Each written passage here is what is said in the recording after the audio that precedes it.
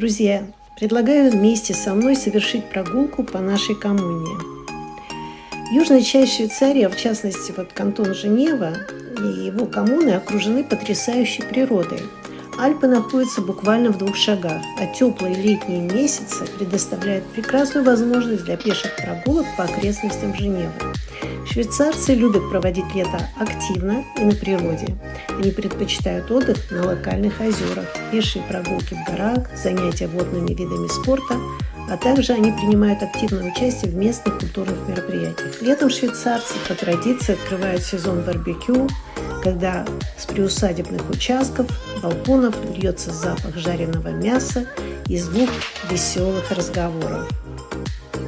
Так традиционно проводят вечера в летний сезон швейцарцы.